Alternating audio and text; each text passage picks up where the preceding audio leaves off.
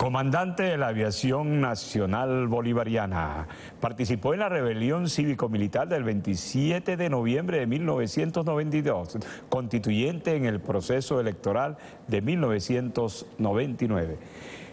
Bienvenido, esto es Encendido. Hoy nos acompaña Wilmar Castro Soteldo, ministro del Poder Popular para la Agricultura Productiva y Tierra. Bienvenido, Wilmar. Gracias. Bienvenido a este Encendido.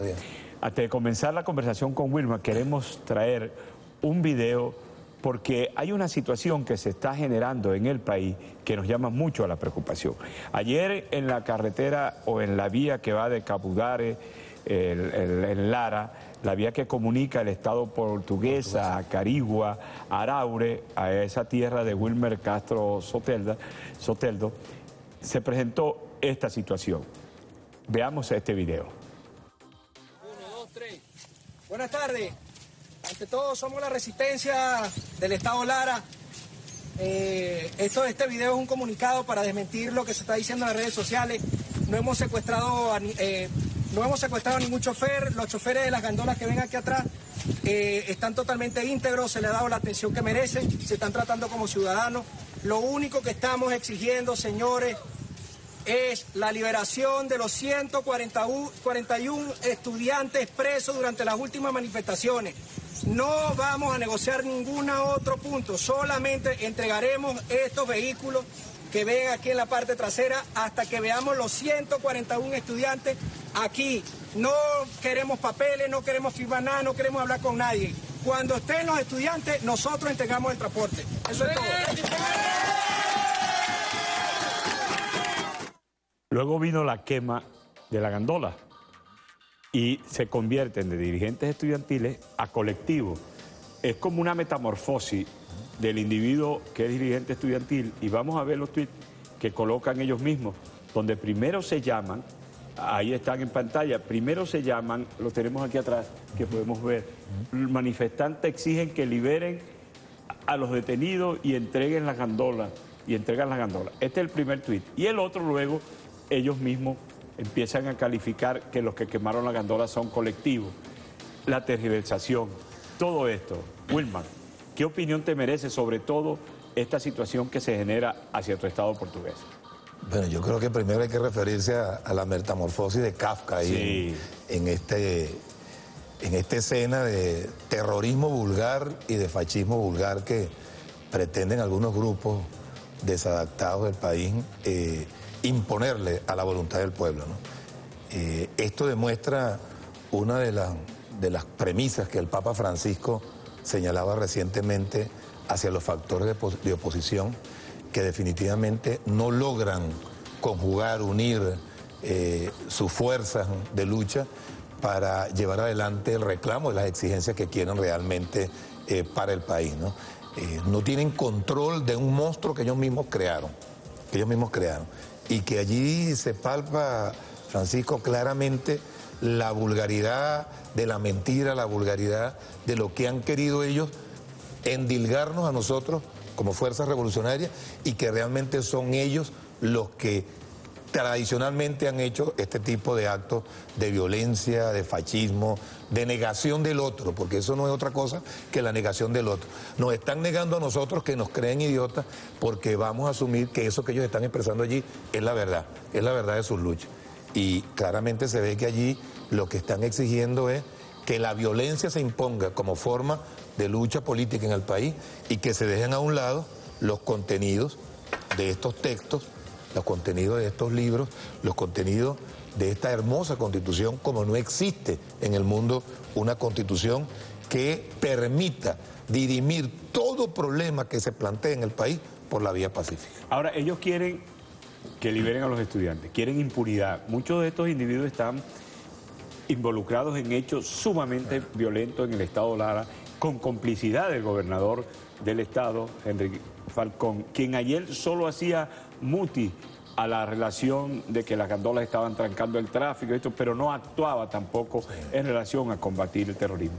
¿Qué te parece la impunidad quemando gandolas y poniendo en peligro a mucha gente con esa gandola llena de combustible? Sí, fíjate, primero llama la atención que Henry Falcón, que es un compañero que junto a nosotros participó en la elaboración de esta Carta Magna, que en reiteradas oportunidades ha manifestado su condición cívica, su condición de gente progresista, o sea, se sume a esto, porque quedarse callado es sumarse a ese tipo de actividad.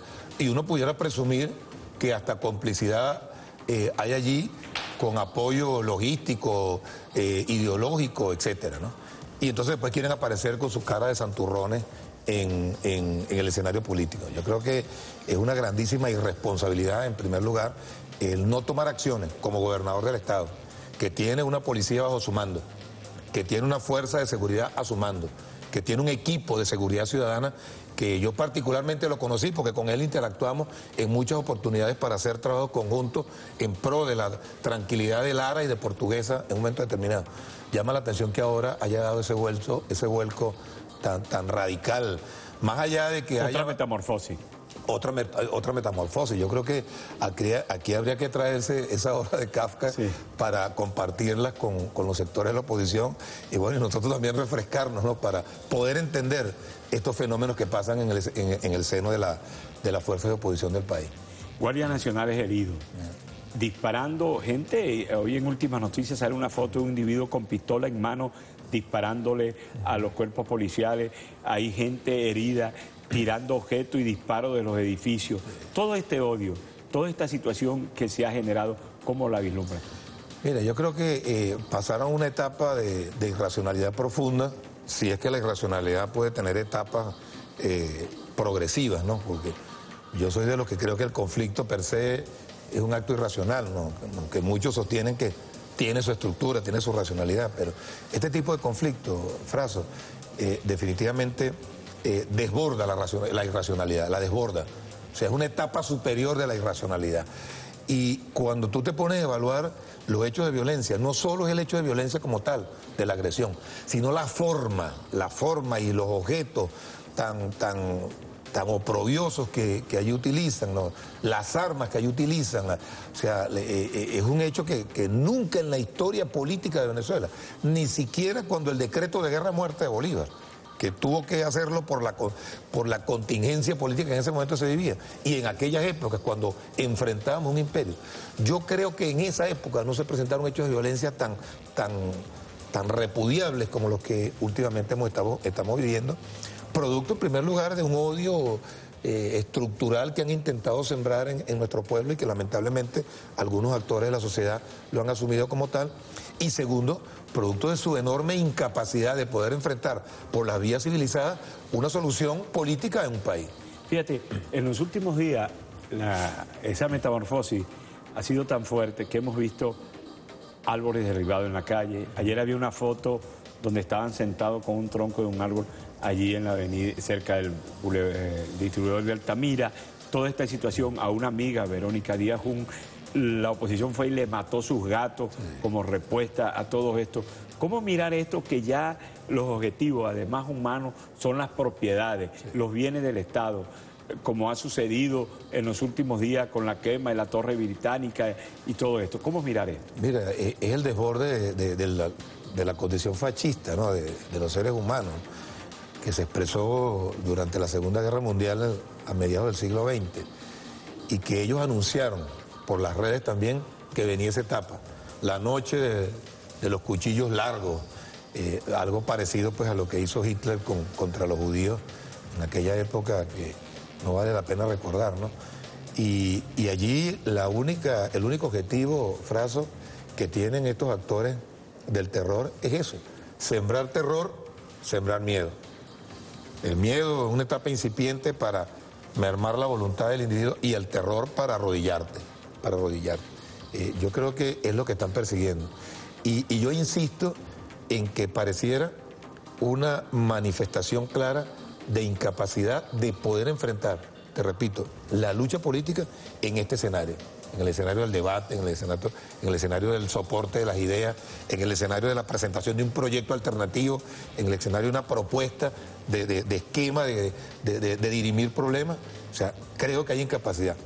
Y esto es triste porque se supone que estos muchachos que ahora pretenden asumir la dirigencia de estos grupos de derecha vienen de universidades muy calificadas desde el punto de vista académico, que tienen una tradición de formación bastante rígida. Entonces tú te preguntas, ¿será que es cierto que esa calidad de educación es tal?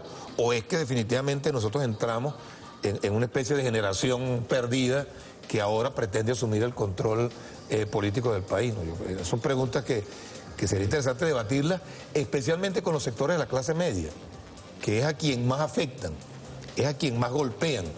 Y eso es otro absurdo que tú dices, que tú te planteas en la lucha política. ¿Cómo estos actúan en el mismo seno de quienes aparentemente lo siguen, aparentemente se dañan a sí mismos? Es una cuestión, o sea, inexplicable. Definitivamente habrá que buscar a 500 Jorge Rodríguez para que los evalúen y los entiendan, ¿no? Y a Kafka traerlo para que los y traerse a Kafka. Sí. Antes del corte, primero quisiera justificar la ausencia de la belleza de Ana Rosa Ocando aquí en la mañana. Espero que Ana Rosa se mejore tu vista de justicia y de amor y estés con nosotros en los próximos días. Hoy no puedo venir por razones personales. Ana Rosa Ocando, nuestra compañera, que había insistido muchísimo en que tú estuvieses en este programa. Mi saludo. Tu saludo. Una pregunta. La constituyente que ha llamado el presidente, ¿es para solventar esta situación, para generar situación de paz en el país? ¿Por qué la constituyente? Ya regresamos con Encendido y Wilmar Castro Sotero.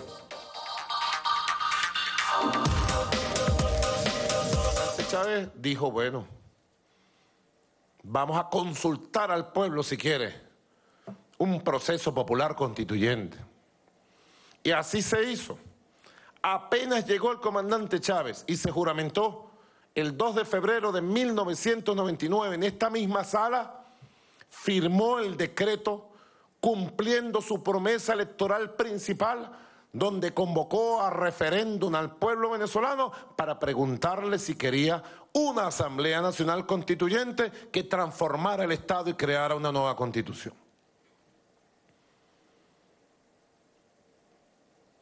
Sobre ese decreto llovieron 1000 demandas y 1000 campañas.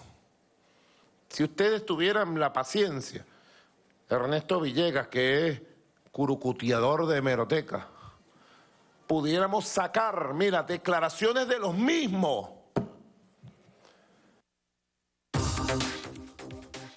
Bueno, ahí está la expresión del presidente, el llamado a la constituyente. Se busca la paz, se resuelven estos conflictos, se ayuda a acabar con el odio con la nueva constitución. Mira, Fraso, yo creo que aquí hay varios elementos que es importante destacar en esta decisión del presidente Maduro, ¿no? En primer lugar, creo que la humildad del presidente Nicolás Maduro, que destaco con toda responsabilidad y además con pruebas pues, en la mano, testigo, he sido testigo fiel de ello, la humildad de enseñarle a los sectores de la oposición un camino de convocatoria a todos los actores del país, al actor más importante de un país que es su pueblo, su gente, sin distingo de clase, de raza y de sexo, para construir entre todos una solución. O sea, un maestro, pues, maestro con toda su humildad y una función de maestro en las artes políticas. En segundo lugar, su comprometida e inalienada e inobjetable condición pacifista, de amante de la paz, de negador pleno de la violencia. Y esto es comprensible por la experiencia que como canciller el presidente Maduro tuvo con un maestro de la paz también como lo fue Hugo Chávez, un hombre que logró aglutinar a los pueblos del mundo en la consecución de sus caminos sobre la base de la paz. Pionero y artífice de la paz en Colombia, Hugo Chávez y Nicolás Maduro. O sea, hay dos elementos allí fundamentales.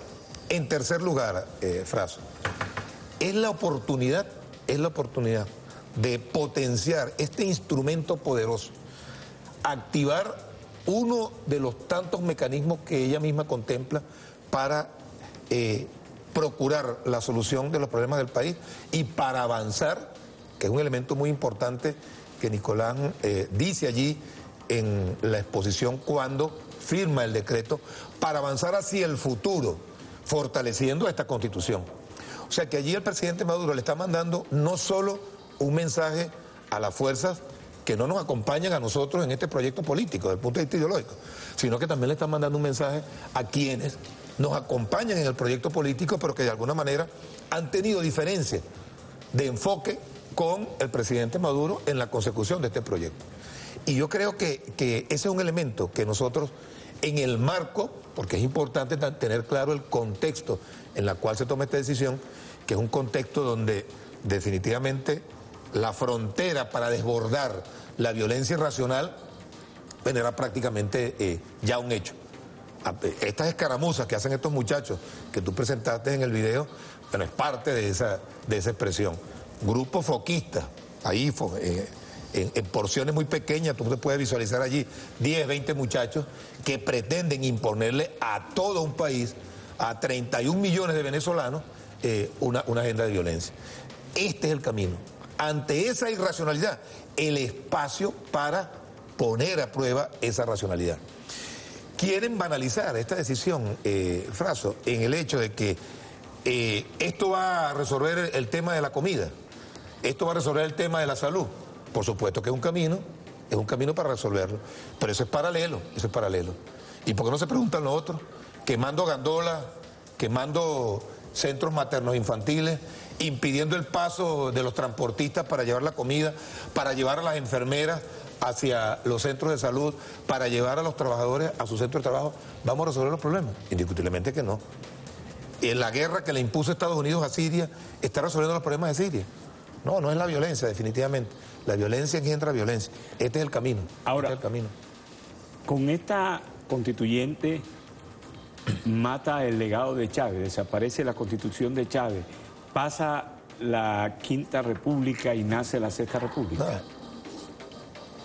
Ese es un absurdo que algunos también, en el marco de las diferencias de enfoque en la gestión política, pretenden también asumir como la muerte de Chávez. Entonces Chávez intentó matar esta constitución en el 2006, nos preguntamos, cuando llamó a referéndum, cuando llamó a reforma, y la reforma que Chávez estaba planteando era una reforma bien profunda. Bueno, yo creo que, mira, la explicación que dio el presidente Maduro hace 2 días allá en el Salón Ayacucho fue bien clara. Es el fortalecimiento de esta constitución. Lo que surja de allí, bueno, va a surgir del seno del pueblo. Y hay una expresión que quizás muchos no prestaron atención, Fraso. Fue que Nicolás, así con las manos extendidas, le dijo a Venezuela y le dijo al mundo: ese pueblo que me dio el poder para que yo condujera este gobierno, bueno, yo estoy colocando ese poder, yo, Nicolás Maduro, estoy colocando ese poder en ese pueblo, en ese pueblo. ¿Qué puede ser más democrático que ese hecho político que el presidente Maduro expresó allí? ¿Qué puede ser más chavista que eso? Cuando Chávez era un hombre que dirimía los grandes conflictos con el pueblo, siguiendo a Bolívar. Entonces, pretender señalar que aquí se está matando un legado, oye, yo creo que es poco serio, pues, para decirle una expresión muy nuestra de muchachos que no hemos evaluado, o que no han evaluado de manera profunda el contexto y el momento histórico para esta decisión. Hablando de lo profundo, ¿qué va a profundizar esta Asamblea Constituyente? ¿Qué va a profundizar esta nueva Constitución para acabar con el rentismo petrolero? Bueno, fíjate, el presidente lanzó 9 grandes guías, ¿no? La primera, por supuesto, la paz. Sin paz, definitivamente es imposible construir un país. Y esa paz va acompañada de justicia. Esa justicia de derecho, social, plena, que establece nuestra Constitución. O sea que la paz arrastra consigo la justicia. O sea, una primera línea, la primera línea de todas. Una segunda línea es la economía, la transformación del modelo económico, el salto que es un salto atrevido también, salto cualitativo y cuantitativo. Cualitativo y cuantitativo. Un salto de una economía al cual nos acostumbramos por más de 100 años y que ahora estamos construyendo. Ayer me preguntaba una periodista ya en el Canal 4, Canal 4, creo que es Venevisión sí. Todavía, ¿ve? Que si estábamos produciendo. Bueno, es tal el esfuerzo que estamos haciendo en la transformación de ese modelo que a pesar de las circunstancias de terrorismo financiero, de terrorismo político internacional y de terrorismo y fascismo político interno, nuestras empresas, por lo menos en el sector agroindustrial, han venido creciendo, han venido incrementando su producción, han venido inventando nuevas formas de producción y han venido tratando de solventar el tema del abastecimiento y el desabastecimiento de los productos de la cesta básica. Hemos dejado de importar una cantidad de productos que antes, con casi 40.000 millones de dólares al año, ahora con 170, 300 millones de dólares al año, estamos atendiendo. Eso quiere decir que hay un pueblo produciendo, que hay empresarios produciendo.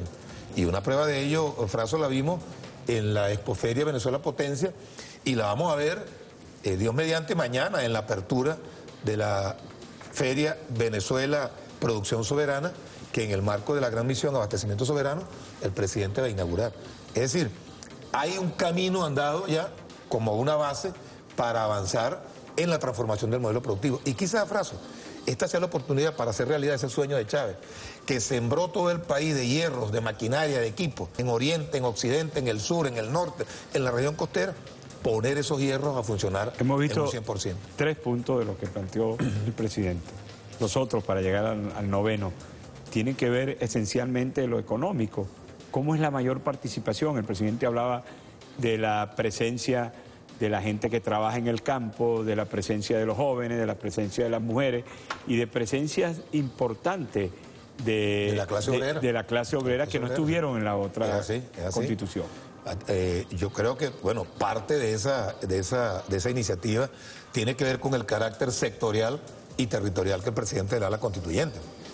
Hay grupos, nuevos sujetos históricos que han venido surgiendo en el marco de la Revolución Bolivariana, que tienen voz y voto, que tienen opinión, que han venido diseñando y desarrollando políticas públicas a lo largo de estos 18 años de revolución, que se expresaron el 1 de mayo, bueno, en una concentración que muchísimo tiempo que teníamos que no la veíamos de esa manera.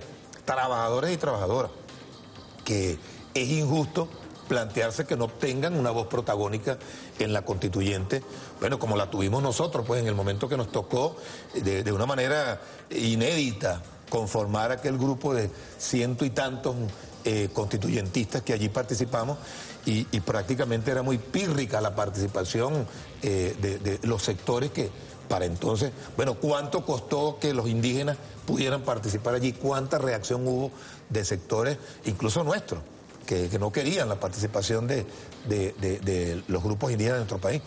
Pero ahí hay otra expresión de reivindicación y de fortalecimiento del legado de Chávez. Visibilizar esos sujetos históricos que ahora hacen vida política activa en el país, son actores decisores de las políticas y de los problemas y las soluciones del país, pero que participen pues en esta... La oposición estaba llamando a elecciones, pedía elecciones para gobernadores, después dijo que no, pedía elecciones, ahora pide elecciones para todos los que quieren en la salida de Maduro. ¿Te recuerdas aquella frase, vete ya, vete ya? Sí. Cuando el presidente Chávez viajaba a Cuba le decía, vete ya, y cuando estaba en Cuba, vente ya. Sí. Aquella situación, esta incongruencia de la oposición, hoy estaban declarando que Elías Jaue, que era ahora el presidente de la Asamblea Nacional, porque presidía esta comisión que ha designado el presidente para los preparativos de la constituyente. ¿Qué le merece a usted esta opinión y el hecho de que la oposición haya rechazado, como ha hecho hasta ahora, la participación en las elecciones de la nueva constituyente? Mira, yo creo que, y que me corrija Jorge Rodríguez, pues si es que esta patología existe, ¿no? Yo creo que allá en la oposición lo que hay es un síndrome de guavinismo patológico, una cosa así. Una especie de papagayo sin rabo que lo que hace es dar vueltas y vueltas allí y termina en el mismo sitio, pues, en la violencia y en la irracionalidad. Es una especie de obsesión que los lleva a divagar desde el punto de vista de su accionar, pero que ese acumulado de acciones violentas de alguna manera tienen un fruto en el seno de la población. Pues, y yo creo que es allí una tarea importante para nosotros de poner en claro a nuestro pueblo, a todo el pueblo, a ese pueblo que está aquí al frente de este canal, en esta urbanización, que revise de verdad con detenimiento ese accionar de quienes pretenden liderarlo y que los enseñen. Pues yo te aseguro que, mira, yo viví una experiencia, Fraso, hace unos días, ahí en Altamira, en una de las concentraciones, cuando mataron a este muchacho, a este joven estudiante Pernalete, que de manera extraña no hablaron más de ese asesinato. ¿Ves? Yo vi allí cómo gente seria de la oposición, señoras, señores, adultos mayores, fueron a su marcha y se retornaban a sus casas. Y en el momento que se retornaban a sus casas, venían prácticamente pelotones, que venían casi que con el mismo paso. Izquierdo, derecho, derecho, izquierdo, izquierdo, derecho, derecho, izquierdo. Marchando en sentido contrario a concentrarse para generar los hechos de violencia. Entonces, yo a esa población de la oposición que se retiró a sus casas de manera pacífica y que yo particularmente le expreso mi respeto, yo le diría, ojalá esa oposición, que fue la misma oposición, Fraso, que cuando dieron el golpe de Estado en abril del 2002, le dijo no a los hechos violentos. Y se quedó en su casa cuando salimos nosotros y salió nuestro pueblo, agarrado de los tanques sin un disparo, rescataron a Chávez y rescataron a la Constitución. Es decir, ese pueblo que se opone a nuestro proyecto político, que es pacífico, debería asumir una posición más activa en el cuestionamiento de esos hechos de violencia, en no seguir esos hechos de violencia y sobre todo llamar a sus hijos y a sus hijas, porque ellos focalizaron el esfuerzo de la acción política en esos jóvenes que tienen en su cerebro el mito del héroe que le presenta la película americana de Rápidos y Furiosos, de Terminator 2, 3, 4, 5, 6, 7, de fulanito tal, que es un héroe perverso porque es el tipo que transgrede las leyes. Sangre, muerte. Hedonismo perverso, carros de lujo, sexo, violencia, droga, y es el héroe pues que le han sembrado en la cabeza a esos muchachos, desde niños. Entonces ellos quieren ser los protagonistas, quieren ser esos héroes que le venden en aquellos videojuegos, hablar con sus hijos, con sus hijas y tratar de orientarlos para que no caigan en esa espiral de violencia.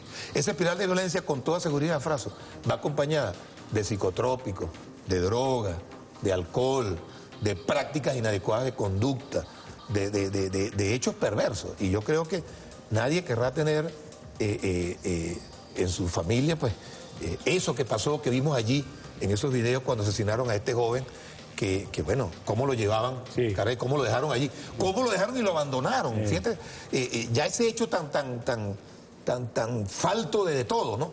Y cómo lo disparan ahí. ¿Cómo acusaron al gobierno de esa muerte? Cómo salieron corriendo. Querían hacer un yaguno, pues allí, un yaguno. Pegaron unos gritos, golpearon primero y fijaron en la opinión internacional que habíamos sido nosotros. La constituyente actual, ¿en qué ha ayudado para el desarrollo del campo?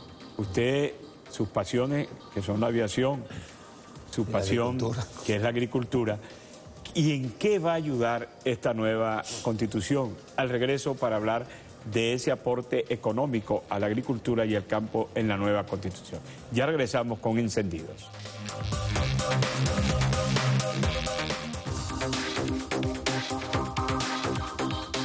Cuando yo era muchacho, mi papá tenía un conuco y producíamos yuca, auyama. Una vez consumimos tanta auyama en mi casa que nos pusimos asiático, amarillo.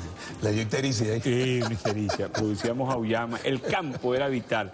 Todo el mundo vivía de una afluencia del campo. Sí. Todavía en Venezuela hay una resistencia porque, como decía Simón en aquella canción, cuando habla de que el campesino se viene, deja el tractor, viene el petróleo, todo esto, pero todavía hay que hacer un gran esfuerzo con eso, con la incidencia en la vida, en la agricultura, y de qué manera para la economía esto va a ayudar este cambio de la cultura rentista ahora con la agricultura. Bueno, fíjate, el primer aporte que se hizo en la Revolución Bolivariana para el tema agrícola es que la agricultura es una de las 3 actividades económicas que tienen rango constitucional, pues, el turismo, la agricultura y los hidrocarburos. En esa visión tan clara que siempre tuvo Chávez de cómo ir reemplazando el tema del rentismo petrolero y las potencialidades que en estas 2 áreas Venezuela tiene, tanto en el sector turístico como en el sector agrícola. Y bueno, por fortuna de la vida, en estos dos sectores nos ha tocado trabajar. Y está muy vinculado, porque incluso hay actividades agroturísticas, agroecológicas, que tienen y que no ver... que lo diga Wilfred Merle allá en Sucre, en Carúpano, en Puypuy, en Playa Medina y todo ese sector. Entonces, allá hay una muestra de eso, ¿no? Entonces, yo creo que esta oportunidad, Fraso, de fortalecer nuestra Constitución, esta primigenia de la Revolución Bolivariana, es un momento para impulsar formas de agricultura que quizás abandonamos por el tema del rentismo petrolero, pero que se han venido progresivamente rescatando.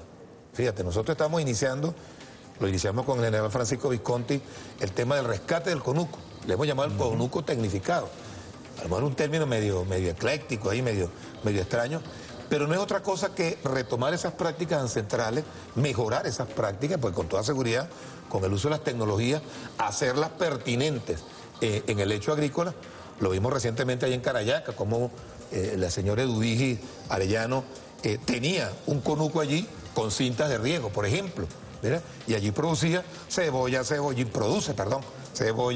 pimentón, ají dulce, yuca, auyama, chayota, aguacate, etc. Alrededor de 8 o 10 rubros. Pero también tenía su conuquito farmacéutico, sus plantas medicinales. O sea, el conuco es una acción para lo local.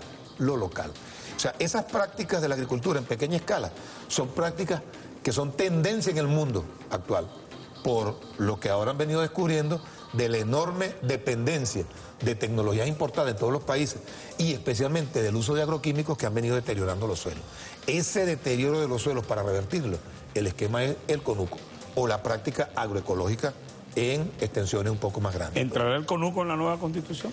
Yo creo que es un elemento que nosotros debemos llevar, la práctica del conuco y la concepción del conuco, que además hay un trabajo importante que se ha hecho no solo en el Ministerio de Agricultura, Productiva y Tierra, sino a través de la agricultura urbana también, a través de las comunas. El Ministerio de Comunas ha venido trabajando desde sus inicios en el tema de la producción conuquera. Y mucha gente lo ve como una burla, porque no es otra cosa que rescatar la expresión del pueblo. Ahora, ¿sabe qué es interesante? Que en este momento hay cualquier cantidad de jóvenes, campesinos y no campesinos, incorporados a actividades conuqueras, con tecnologías de punta. Crías pequeñas, 5 o 10 hectáreas con actividad pecuaria, con cría de gallinas, cría de especies menores, cría de bovinos incluso, pero con alta tecnología. Ahora, la cría de bovino, de gallina, de conejo, el conejo que se produce más rápido, ¿no podría ir el combate también con esa dependencia del ganado? Claro que sí. Yo creo que son complementarios, porque no se trata de que en la agricultura compitan unos con otros, no, se complementan. La ventaja que tienen las especies menores es que sus costos de producción son mucho menor, el espacio que requieren para su desarrollo es mucho menor. Bueno, los rendimientos están en proporción de su tamaño también, pero es mucho menor. Y al final, cuando tú planteas en la balanza la relación costo-beneficio, cuidado si está por encima de las especies grandes. Yo ponía un ejemplo en estos días. Una vaca extraordinaria que dé 20 litros de leche, que es extraordinaria en este país, equivale a 10 cabras que den 2 litros de leche. Si así se muere la vaca, deja de producir los 20 litros. Si se te muere una cabra, produce 18 litros.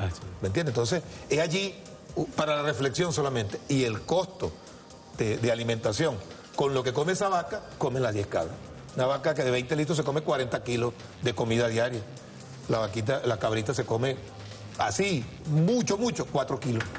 4 kilos. Con 4 kilos de alimentos, tú tienes una vaca, una cabra, perdón, de 2 litros de leche. Es más productivo. Pero hay un sector que se opone a esto y tiene otro criterio. Vamos a oír lo que dice FEDEAGRO y quisiéramos una respuesta en ese sentido. Adelante. Me dio mucha tristeza, estuvimos en una gira técnica en Argentina la semana pasada, el avión se va full y se viene en un tercio de los puestos ocupados. La mayoría se nos está quedando. Son 75.000 personas los últimos 6 meses que se fueron.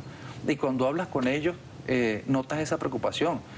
Macri acaba en este momento de entregarle al país, de hacer una propuesta al país de construir 20.000 kilómetros de carretera, de vía, y algo así como 2.000 de autopista. Nosotros, la infraestructura nuestra para ir para la finca, hay algunas fincas que prácticamente ya no se puede ni entrar ni en tractores. O sea, aquí definitivamente, si queremos alimentar a los venezolanos, tiene que haber una apuesta total, donde en términos de infraestructura, de políticas públicas, de recursos humanos, de tecnología y de financiamiento, pues realmente nosotros tomemos de la mano al empresario nacional y le digamos, mira, nosotros apostamos en ti, vamos a sacar esto adelante. Sus antecedentes son conocidos, no de este señor. ¿Te recuerdas al presidente? Creo que fue rompiendo las leyes habilitantes cuando Chávez y todo, y ahorita manteniendo esta misma posición. Bueno, fíjate, a mi amigo Tony Pestano, pues que le mando un saludo desde acá, que seguramente nos está viendo. Es importante recordarle que antes, cuando él iba para su finca allá en la aduana, en Turén, se iba por una carreterita que cuando pasaban 2 gandolas, bueno, una tenía que tirarse para el monte. Ahora tiene una autopista donde caben 4 gandolas, y di vuelta para arriba y para abajo, que casi que llega hasta la puerta de su finca. O sea, sí está beneficiado. Pero por supuesto que sí. Y luego la carreterita que va para allá hasta su finca en la Troncal, él se va en su carro. Él no se va en un tractor para allá. Y así como él, en uno de los sectores más productivos, para poner el ejemplo de Portuguesa, que lo conozco al detalle, bueno, llegan prácticamente con asfalto hasta sus fincas, ¿no? Que hay que construir más vialidad rural. Bueno, yo creo que Macri les dio una señal allí. 20.000 kilómetros de carretera. Para Argentina, eso es una basurita porque Argentina debe tener, bueno, si nosotros tenemos 114.000 kilómetros de vialidad agrícola, Argentina debe tener por lo menos unos 500.000 kilómetros de vialidad agrícola. Y yo tuve la oportunidad de ir a Venado Tuerto, por ejemplo, y a 4 de Julio, que son pueblitos cercanos a Buenos Aires, y todas las carreteras eran de granzón, no eran de asfalto, ¿no? Entonces, yo creo que allí hay un elemento importante que destacar, porque a veces ellos desconocen estas políticas públicas. Por otra parte, sin que esto implique que reconocemos que hay vialidad que tenemos que reparar, ojo, porque lo hemos hecho. Lo otro es que quizás a Tony Pestana se le olvidó que en la Cuarta República los agricultores pagaban hasta 120% de los créditos agrícolas. Y fue el comandante Chávez que, gracias a esta Constitución y al rango estratégico que le dio a la agricultura en esta Constitución, bajó los intereses creando la cartera de crédito agrícola. Una cartera que es la cartera que más masa monetaria tiene, Fraso. Para quienes no saben la cifra, este año la cartera agrícola es de 2 billones de bolívares. 2 billones. Billones de los nuestros, lo que tienen un cerito más que el billón de los gringos. Y además de ello, 447 millones de dólares que no entran en la cartera, pero que el presidente Maduro nos aprobó adicional para atender el tema agrícola. Es decir, que sí ha habido financiamiento y sí hay financiamiento. Que los banqueros, de repente algunos del sector privado, le pidan fronting o garantías con dólares en el exterior, esa es otra cosa. ¿Por qué no dice eso? ¿Por qué no lo denuncia? Es decir, el diseño de políticas públicas se ha venido haciendo incluso en conjunción con ellos, que han participado con nosotros, y eso yo lo celebro y lo felicito, en el Consejo Nacional de Economía Productiva, y es testigo Antonio Pestana de decisiones que hemos tomado allí, construidas entre todos. La cuestión crediticia para el campo. Sí, no solo la cuestión crediticia, sino respuestas inmediatas a problemas que han tenido. Ese decreto que firmó el presidente Maduro, decreto que los exonera prácticamente a todos los productores y a la agroindustria para importar insumos, materia prima, bienes de capital para el desarrollo de la actividad agrícola. Bueno, por esa razón estaba él para Argentina, buscando semillas de soya para traer, perfecto y aprobado. De allá de Argentina me llamó y le dije, tráete tu semilla, tráete tu repuesto, tráete tu cuestión. Exonerado de impuestos portuarios y arancelarios y de impuestos sobre la renta, ¿me entiendes? Entonces, ¿eso por qué no lo destacan, digo yo? ¿Será mezquindad? ¿Será posición política? Bueno, yo creo que pretender señalar aquí en Venezuela que lo que está haciendo Macri en Argentina es lo que el pueblo argentino quiere, es un exabrupto. Contra natura se llama. Contra natura, diríamos eso. La misión vuelve al campo. ¿Cómo hacer para que esto que creemos en el conuco y que pusimos nuestras manos en algún momento volvamos al campo? Mira, Fraso, se ha venido dando, una migración en reversa hacia el campo bien importante, bien importante, bien importante. Guárico, que era un estado que estaba como frenado, pues, por múltiples condiciones, entre otras la climática, y por sus mismas condiciones de suelo que habían sido deterioradas, ha venido repuntando de manera importante en el tema del campo. Portuguesa está atiborrada, ya no hay un espacio donde sembrar. Barinas, que venía también frenada, ya Barinas repunta como el tercer productor de arroz, por ejemplo, que era un rubro extraño en Barinas. Se está retomando la siembra de algodón, que se había perdido. Se ha venido rescatando el girasol, se ha venido rescatando el ajonjolí, que ahora se exporta casi todo. En el café hay una cantidad de jóvenes y de viejos que están volviendo a sus campos. Yo creo que allí, y no hablemos de lo que en la ciudad se ha venido dando, de cómo la periferia de las grandes ciudades ha venido rescatando sus prácticas, o se han incorporado nuevos actores. Yo creo que la coyuntura, y con esto aterrizo, la coyuntura nos ha abierto los ojos nuevamente para volver a la tierra, a comer, a sembrar, a producir y a comer. Aterrizando hoy, 61 años, usted está de cumpleaños hoy, y le agradezco que haya venido tan de madrugada. Para celebrar temprano. Le dejaremos a Pedro Yajure que se lo cante ahora al aire, que él lo canta muy bien.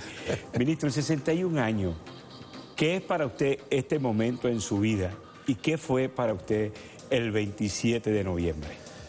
Bueno, yo creo que en esta oportunidad recogemos toda una larga trayectoria de lucha que desde niño iniciamos allá en la Carigua, que nos vio crecer, y que ahora vive en un momento crucial, como fue el año 92 para Hugo Chávez y para quienes lo acompañamos allí.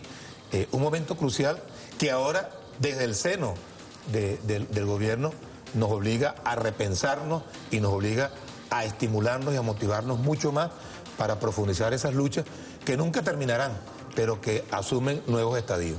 Un F-16, que para ti. Tremendo avión que nos permitió también combatir contra ellos en la formación política, porque yo volaba Mirage y siempre ¿cómo se llama eso? Nos achicopalaban con el F-16 porque era más nuevo. ¿Usted voló con Visconti cuando salieron del país? No, yo estuve aquí en La Carlota y bueno, aquí me quedé pues. ¿Qué para usted Portuguesa? Portuguesa, además de ser la tierra que me vio nacer, es el corazón de las transformaciones políticas y económicas que el país está construyendo, una vez que allí está la vanguardia más sólida del chavismo y está el 64% de la producción agroalimentaria del país. El campesino. El campesino es para mí el sujeto histórico de esta revolución. El campo. El campo es la tierra que nos permite formarnos y nos abre la visión de lucha y nos hace rebeldes. ¿De qué te sientes frustrado? De nada, absolutamente de nada. ¿Cómo miras esta Constitución en los próximos días? Como un reto y un desafío. ¿Quién es Hugo Chávez para ti? Un maestro, un hermano, un amigo. ¿Dónde te encontraste con él la primera vez? Oye, en un campo de béisbol en el año 74, allá en el estadio de la Escuela Naval de Venezuela en ese entonces. ¿Cuál es el mejor regalo que quieres hoy en tu cumpleaños?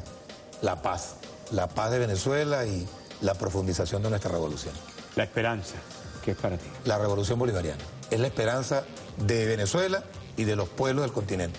Aterrizamos y a sembrar paz. Y a cultivar patria. Muchas gracias al ministro. Patria. Y nos veremos mañana y esperamos que Ana Rosa refleje esa mirada hermosa mañana aquí con nosotros en Encendidos.